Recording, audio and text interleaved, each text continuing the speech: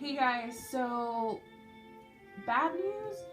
I actually tried doing a live reaction to this earlier in the day and it completely did not go well. I tried doing it in a study room at my college and it was too quiet. There was people walking into the room. It was just all bad. Just trust me. So instead I'm gonna do a very in-depth, or try to be in-depth, discussion about the chapter. Okay, so the cover page. Erza. I shall never forget this sorrow. I will bear it within my heart and push forward. And the picture, the words are strong, but the picture, I never like seeing Erza that way, and I'm sure a lot of you don't either, because she's supposed to be one of the stronger heroine of the story, especially one of the stronger female heroine of the story. And so whenever we see her sad or broken, it always takes a huge toll, because we're so used to seeing her triumph, and it's just hard.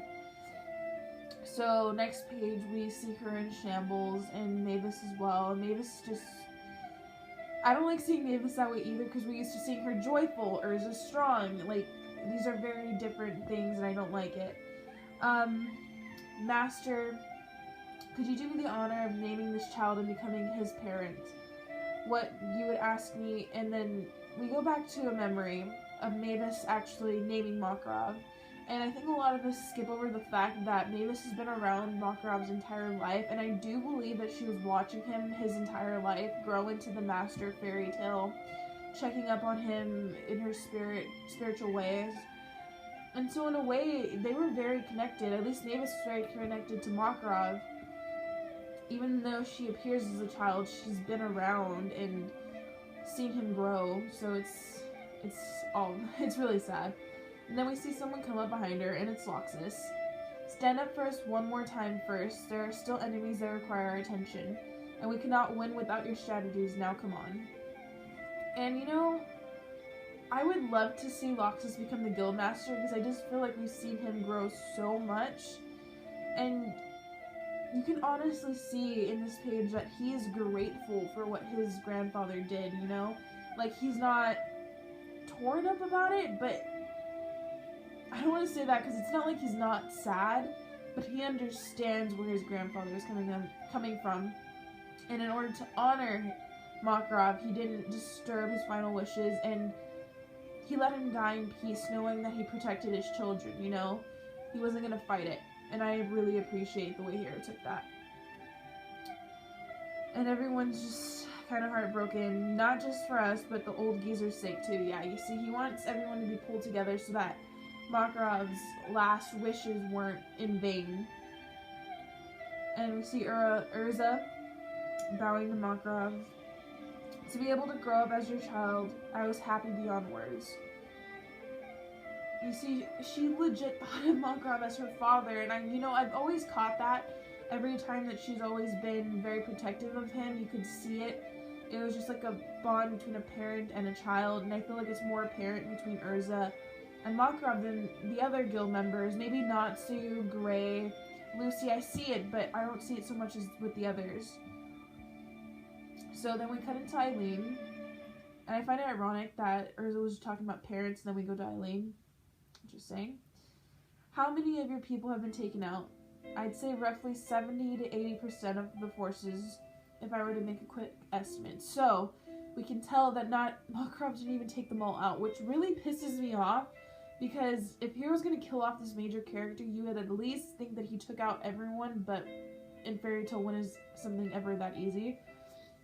So I get it, but it's like, this was such a tragic death for Fairy Tail. It was such a tragic death for all of us. He's been our guild master since the very beginning, and even though he's fallen out so many times, we always knew he'd be back. So it was one of those things where it's like, I was reading it, I was so pissed, because it's 70 to 80%, not even 95. 95 I would get, 95.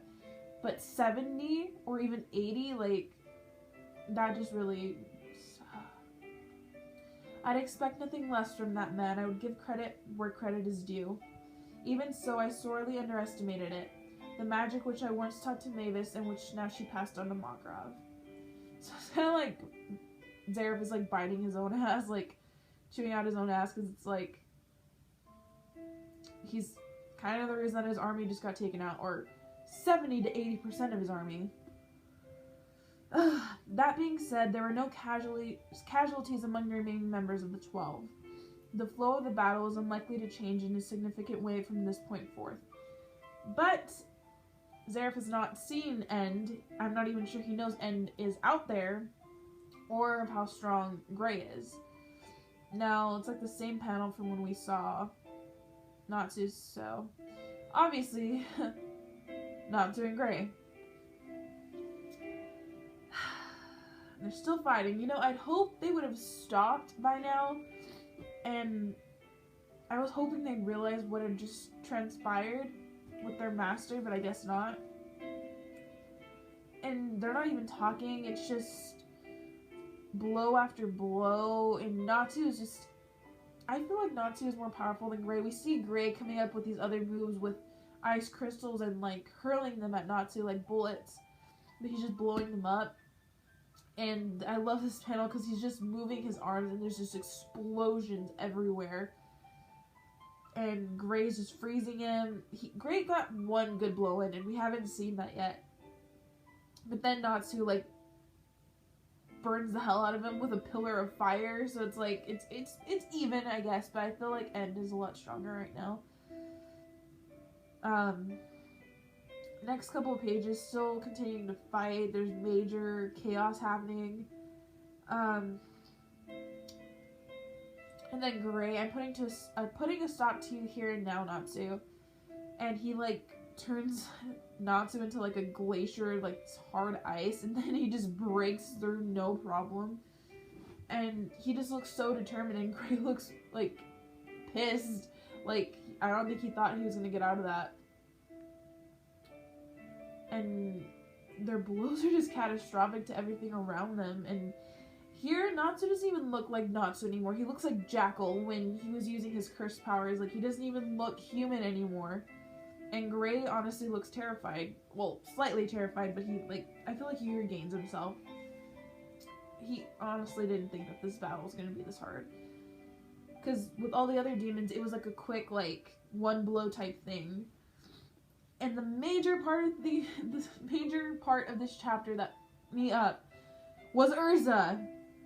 Yes, Erza coming in and just blocking them. Like, we should have all seen it coming, because in the past, in the anime, in the past manga, she's always been the one to break them up, but it's always been a funny thing, like, her pushing them apart and their necks, like, snapping, and she just break it up, because they thought they were so tough. It was always funny, but now it's just tragic. Because if you look closely, Natsu and Gray are not only, like, confused as hell, but one of her arms is, like, completely scorched, and there's just flesh peeling off of it, and there's, like, holes in her arm. And then the other is just shattered, like, just, it's gonna fall off, guys. Like, that's not just for show, that's gonna fall off. What do you two imbeciles think you're doing? And she's just crying, and I'm not sure if that's because of pain or emotional pain because of Makarov, and I'm hoping that it's emotional pain, because that is honestly the most tragic thing I've ever seen Erza do. Like, her tears are just flowing, there's, like, stuff coming out of her mouth, and for the first time, we see End without the black around his eyes, and I really think that that snapped him out of it, and it better have, because I swear to God, if they, like, destroyed Erza's arms, we're all screwed. There's no way that we're beating this army. And there's no way that Fairy Tail's ever going to be the same without Titania. And then Gray, tears. So, yeah, guys, you guys never... It just kind of pisses me off how self-absorbed the two are right now. Just fight, fight, fight. They're not caring about the war going on around them. And I understand it's because of the girls, but it's like, come on, like... I really did think Juvia and Lucy would come in and save the day, but I guess it was Erza. Let me know what you guys thought about the chapter. I mean, I really liked it. It was just, some of the things really irks me, like the 70 to 80%. Erza's arms, like, I'm not sure how that's going to go down.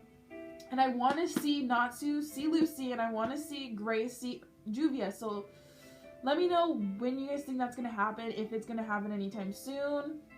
Thanks for watching. Please subscribe if you haven't, and peace out, guys.